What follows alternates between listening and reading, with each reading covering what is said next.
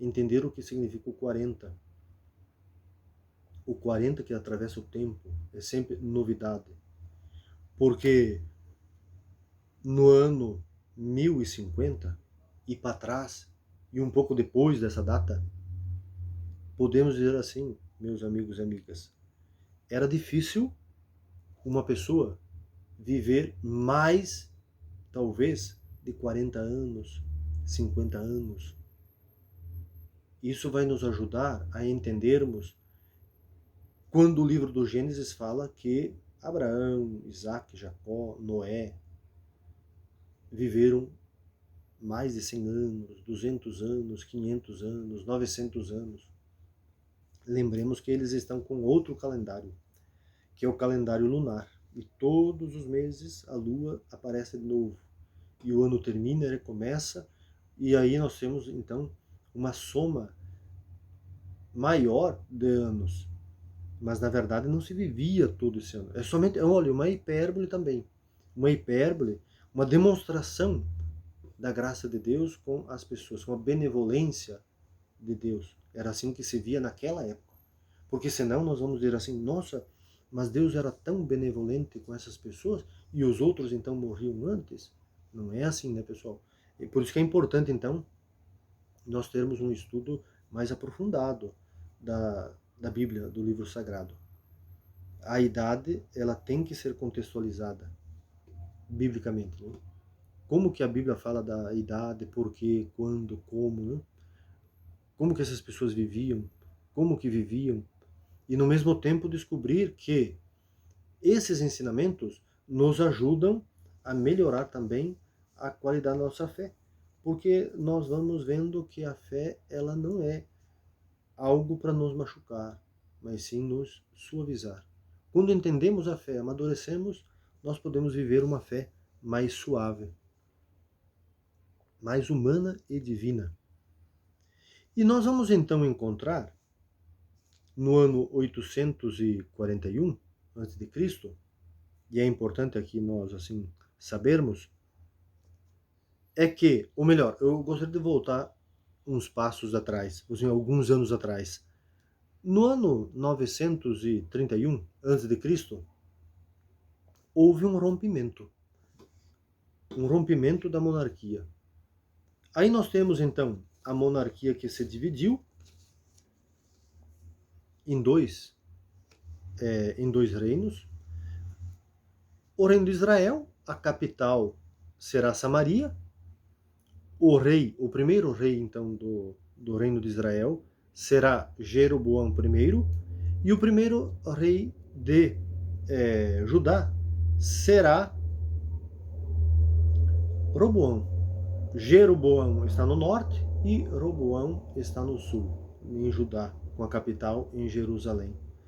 Roboão era filho de Salomão e Reboão era podemos dizer, general de Salomão. E na divisão, cada um ficou com uma parte. E é importante que o reino do norte, Israel com a capital em Samaria, ele é constituído, ou ele foi constituído, por 10 tribos. 10 tribos e meia, vamos dizer assim. Por quê? Veja que interessante. Nós temos as tribos Ruben, Levi, Zabulon, Isacar, ou Issacar, Dan, Gad, Aser, Neftali, José e uma parte de Benjamim. Então aqui nós vamos ter as tribos que configuraram ou que formaram o Reino do Norte. Ou seja, são 9 tribos e meia. Estes nomes são dos filhos de Jacó com a sua esposa Lia. Lembremos que Jacó teve 2 esposas. Naquela época, no judaísmo, era permitido. Então é importante nós percebermos aqui. E as tribos do Reino do Sul, que é Judá, a capital Jerusalém, esse reino, o reino de Judá, foi constituído por 2 tribos e meia.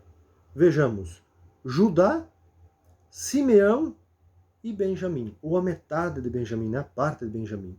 E é interessante nós sabermos então que o Benjamim, junto com José, eram filhos de Jacó com Raquel. Aí nós começamos a entender melhor a configuração, então, dos dois reinos.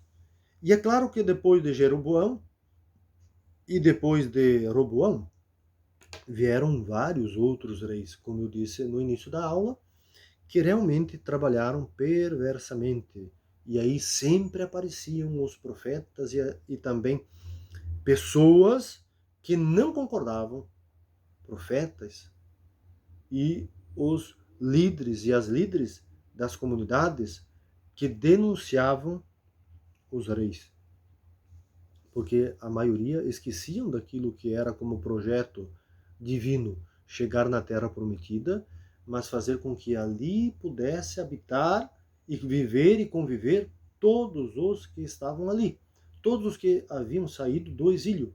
Mas a partir do momento que a monarquia elege ou escolhe alguém, este alguém foi incapaz de fazer aquilo que todo rei deveria fazer, ou todo governo deveria fazer: ajudar o seu povo, fazer com que o seu povo possa viver de forma responsável e de forma digna.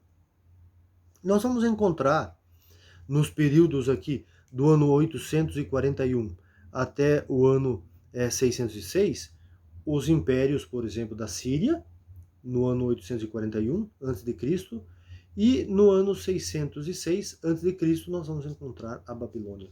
Duas potências, duas fortes potências.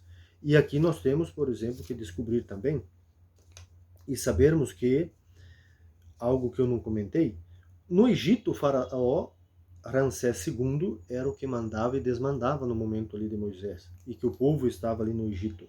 E é importante que há uma simbologia, porque esse é o primeiro império, então, o reinado a fazer com que o povo de Israel estivesse ali junto, ali no meio. E a simbologia era a serpente. E é interessante nós vermos, então, como que essa serpente está lá na Babilônia, o povo também coloca, incrementa lá no Gênesis, no jardim lá do Éden, a serpente. Olha a cultura, olha a mistura da cultura, quando anteriormente eu estava comentando ou falando dos costumes, das culturas e costumes de outros povos que foram adentrando dentro também da cultura de Israel ou de Judá. E aqui, quando nós entramos na Síria, a Síria, ela então foi o segundo império e o seu rei Assur. Assur era o que governava a Síria. E os assírios também controlavam os países menores. Por isso que Judá, ou melhor, Samaria, ela é invadida pelos assírios no ano 722 a.C. E a Samaria é destruída e o povo é escravizado. E a simbologia que nós temos aqui, que eles acreditavam, era uma divindade, na verdade, que tinha o aspecto humano e divino. E essa divindade também recebe o mesmo nome do rei, Assur. E olha que interessante essa demonstração, ou essa apresentação, onde a divindade tem os aspectos humanos, o humano e o divino juntos. Aí nós vamos entender um pouco o Gênesis, porque o Gênesis também representa ou representou o divino na imagem humana. A partir da criação, teologicamente falando, o divino cria, dizendo que o ser humano ou a pessoa humana, ele ou ela é humanamente a imagem e semelhança de Deus, ou seja, do divino. Então é importante nós percebermos aqui, né, esse detalhe. No ano 587, nós vamos encontrar, ou vamos ter, o exílio da Babilônia. A Babilônia entra em Judá, destrói Jerusalém, eleva, ou conduz para a Babilônia, para o exílio, os que governavam Israel. Mas é interessante que nós só teremos aqui a elite. É quem vai, não é todo o povo. Olha, a elite vai para a Babilônia, e os pobres, eles ficam ali na Judéia. Mas com o templo destruído, a cidade destruída, o povo agredido e trabalhando como escravo desde ali. Mas os semitas ou os hebreus, com a Babilônia, olha que interessante, descobrem ou aprendem a lei, o culto, a voz, a palavra, e aqui nasce a sinagoga. Com a destruição do templo, então, nasceu também a sinagoga. Nasce um ritual feito no corpo humano, principalmente no corpo masculino, que é a circuncisão. Também aparece como defesa à raça pura, a genealogia, os sonhos, interpretações dos sonhos, de restaurar também o templo e de interpretar os sonhos. Aí nós temos Daniel. Por mais que Daniel está deslocado, vamos dizer assim, está em outro período, mas é importante nós sabermos. Aqui está um perigo no sentido de raça pura. Veja, Jesus supera essa ideia de raça pura. A raça pura, quando se coloca como um povo, uma etnia, como maior do que os outros, do que as outras, do que os outros povos, do que as outras nações. Por isso que a Bíblia tem que ser interpretada ou lida e dando sentido a partir da trajetória ou da vida e missão de Jesus e também os ensinamentos de Jesus. Nunca se pode ler a Bíblia fora daquilo que Jesus trouxe como ensinamento. Porque senão nós corremos os perigos assim grotescos, de achar que um povo é melhor ou maior do que o outro. Lembremos que para Deus, se há então esse Deus criador de tudo e de todos, logo não há uma raça pura. Não pode haver uma raça pura quando Deus cria tudo. Porque então ele, sendo um Deus que é pai e mãe, ele está escolhendo uns e excluindo os outros, ele está escolhendo e no mesmo tempo com essa escolha causando brigas, veja, marginalizações dentro dos seus próprios povos. Se ele construiu um povo e a partir desse povo linhagens, ramificações, surgimento de outras etnias, então Javé não pode colocar a escolha de um só. Agora, uma coisa, a partir de Jesus e também dos profetas, a partir do Êxodo também, ele assim, se manifesta em defesa daquele que está excluído. Não que ele vai assim, amaldiçoar, castigar, eliminar, como nós muitas vezes lemos ou aprendemos, os que fizeram ou que fazem isso. Não. Ele vai fazer com que todos percebam o seu amor, a sua compaixão. Espera a volta, espera o retorno, espera essa mudança de vida para que possa viver com todos e com todas, sem distinção, né? Sem discriminação. No ano 638 a.C., nós temos já o retorno do povo de Israel, ou do povo judeu da Babilônia. E aí nós temos também, então, a reconstrução do templo. Olha que interessante, o templo ele vai ser, então, reconstruído. E aqui começa a surgir o Império Persa, que incentiva a reconstrução para servir de barreira contra o Egito, que também está crescendo de novo. O problema é que os persas também vão cobrar impostos, também vão explorar o povo de Israel. E aqui é importante que eu acabei pulando os babilônicos, que terão então naquele período o rei Nabucodonosor. A simbologia é o leão e a serpente. Veja, se o Gênesis foi escrito ali no período do ano 450, 400 e pouco antes de Cristo, e é a experiência do povo dentro da cultura babilônica, olha a serpente de novo, lá do Gênesis, lá do Jardim do Éden. Essa serpente, como que é? Quem é? Os leões lá do Daniel. O Daniel fazendo um comparativo de algo que passou, o quem escreveu Daniel. Então isso é importante para nós sabermos. Aqui há um choque de realidade. Qual o choque? O choque de projetos. Olha que interessante. Por quê? Porque o povo já tem a sua sinagoga, já construiu a sinagoga a partir do exílio. Ou depois, assim, depois do exílio, quem ficou constrói a sinagoga. Ou a sinagoga também era feita lá na Babilônia. Com a volta, a reconstrução do templo, ele vai perdendo o seu valor. Por que perde o seu valor? Por mais que vai continuar até o período de Jesus. É só no ano 300, ou melhor, no ano 70 da era cristã, é que o templo será destruído pela terceira vez e não será mais reconstruído. Mas as sinagogas, ou a sinagoga, existe até hoje. No Brasil e em outros lugares onde imigrantes de judeus estão, e em Israel, onde também, podemos assim, é a casa do judaísmo. E aqui então nós temos esses choques de projetos. O choque é o projeto da nação e o projeto do povo. Das lideranças, que olha só, lideranças políticas, religiosas, que querem de novo restaurar o templo para cobrar do povo. Olha que interessante. Aonde nós temos o povo já organizado, talvez em santuários, assim, porque no Antigo Testamento nós temos os santuários, e nas sinagogas, com leituras para ouvir, para escutar a tradição oral ou as coisas que já estavam escritas naquele momento. Então o choque é de realidade. Talvez eles quisessem trazer de novo a monarquia, algo que não foi assim, não foi possível naquele momento. Não teve mais um rei para Israel e para Judá. No ano 520, olha que interessante, por certo tempo o povo da terra, então, faz acontecer o projeto do sonho do profeta Isaías, mas dura pouco.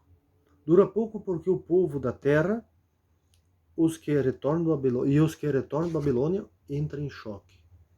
Duas visões, duas compreensões de mundo que entram em choque. E então eles precisam se ajustar, precisam se entender que são povos da mesma família, da mesma, podemos assim, etnia, da mesma descendência, da mesma consanguinidade. E o profeta Isaías, principalmente o primeiro, ele vai trazer uma ideia, o primeiro Isaías, porque nós temos 3 Isaías, que depois, em outro momento, nós veremos com calma. No primeiro Isaías, nós vamos ter o abaixar das armas e o elevar das almas, então, podemos dizer assim, porque é preciso que as armas se transformem em ferramentas de trabalho. Ferramenta de trabalho, trabalho, tudo ligado para a vida. Olha que interessante, ele sempre tinha essa compreensão, né? Essa concepção, esse sentimento. E aí nós vamos ver então, quando o profeta Isaías, capítulo 2, vai dizer que as foices e as lanças, ou melhor, as lanças e as espadas têm que se transformar em foices e enxadas. Eram os instrumentos que existiam naquela época. Ele faz um comparativo, ele faz uma explicação, assim como Jesus, ele utilizava as coisas do dia a dia para que as pessoas entendessem. E então Isaías já está ali para ajudar as pessoas a entenderem o compromisso com a sociedade ou com a comunidade que estava se ajeitando. Sião, a cidade de Jerusalém, é reconstruída e ela é vista como a cidade de luz, luz dos povos, porque ela era formada geograficamente por muitas pedras e pedras que, com o sol, num determinado momento do dia, era uma cidade que ficava, podemos assim, iluminada, porque o sol refletia nessas pedras. E é importante nós percebermos que nós temos no ano 520, por um certo tempo, o povo da terra, então, começa a se organizar. Ele começa a se organizar. Veja, no ano 520 a.C., que também nós vamos ter textos do Pentateuco, que são os 5 primeiros livros da Bíblia, sendo assim construídos nesse período, ou um pouquinho depois desse período. Por isso que esse livro que eu comentei para vocês, Entre os Dois Testamentos, vai relatar aquilo que se escreveu, o que se tinha no segundo templo, na reconstrução do segundo templo. No ano 445 a.C., nós temos então a lei do puro e do impuro. Olha que interessante. Essa questão da raça pura, mas também nasce a lei do puro e do impuro, o Levíticos, lá do Pentateuco, um dos livros, né, do Pentateuco. Mas lembremos que Deus, ele sempre está junto com as pessoas. A vida não pode ser um local de impurezas, porque se Deus cria o ser humano, logo, como que essa impureza ela está no ser humano? Olha que interessante. Por isso que temos que ter cuidado para que as nossas instituições religiosas e também as nossas lideranças não usem o povo como escravo da religião, ou como escravo da religiosidade, como escravos da espiritualidade. Pois toda a religião, religiosidade, espiritualidade, ou até mesmo rito, né, ritualidade, deve servir para não fazer uma limpeza moralista, fazer uma limpeza no sentido de consciência, de tomar consciência e assumir uma responsabilidade que tem como causa maior a própria humanidade, a própria pessoa humana. E hoje nós trabalhamos juntos não só apenas a humanidade, só enquanto ser humano ou pessoa humana, mas sim temos que colocar dentro desta casa comum ou desta casa maior, que também faz parte da criação, que é o planeta. Um olhar, uma concepção ecológica. Nós vamos encontrar, e aí já, muito depois do ano 538, com a questão dos persas, e os persas eles também têm o leopardo como força, esse quarto império, e tem como reis Ciro e Dário, ou Dario. É importante nós percebermos que a Pérsia também vai influenciar bastante dentro da cultura do povo hebreu ou do povo judeu.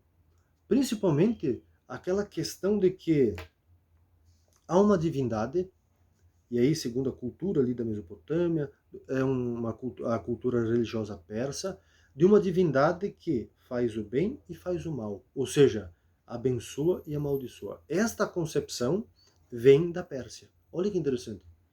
São os persas que têm essa concepção divina de comportamento, por assim, dual.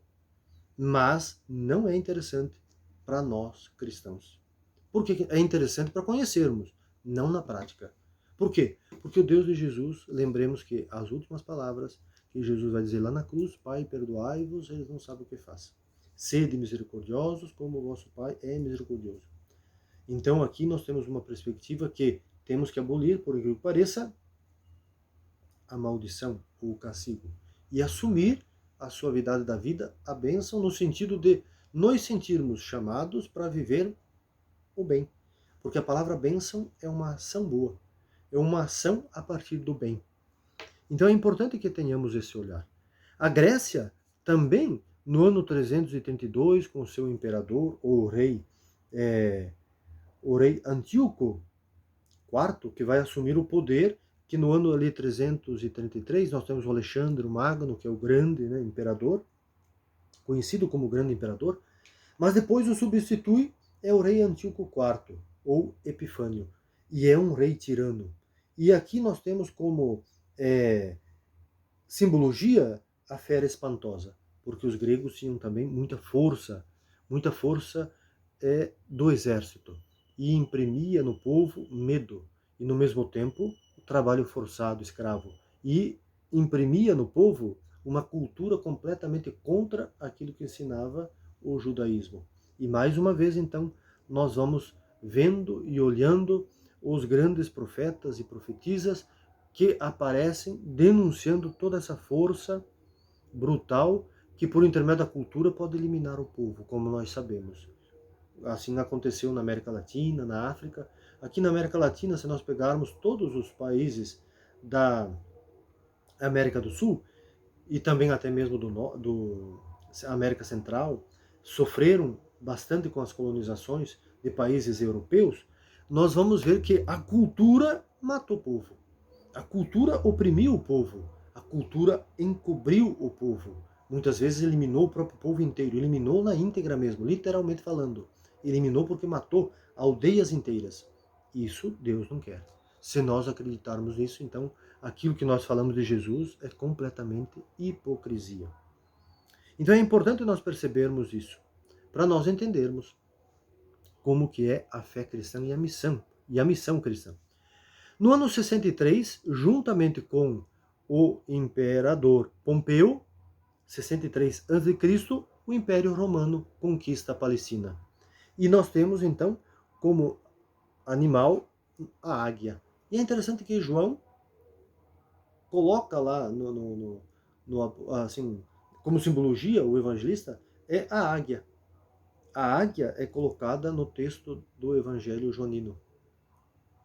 A águia que tem essa capacidade de ver longe, de ver perto, mas também de ver longe, uma concepção longínqua, por dizer assim, né? Profunda, para dizer um olhar profundo. Então assim nós temos, depois do ano 63, ali pelo ano 6, mais ou menos o ano 4, dependendo o teólogo, a teóloga, o biblista e a biblista, vão dizer que Jesus nasceu. É nesse período, entre o ano 6 a 4 antes de Cristo. Olha que interessante. Não nasceu no ano 0, como muitas vezes nós aprendemos. Provavelmente ali pelo ano 6, 4, não se sabe bem. E talvez Jesus assim, teve início a sua missão no ano 30, ou talvez no ano 32, 33. E Jesus tenha sido sacrificado, ou morto, melhor dizendo, né? Assim, assassinado ali pelos seus 35, 36 anos de vida.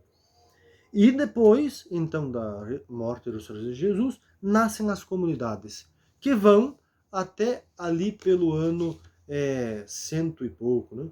Talvez 105, 110, porque nós não sabemos muito bem quando o livro do Apocalipse foi escrito. Mas talvez ali pelo ano 100, no máximo 110.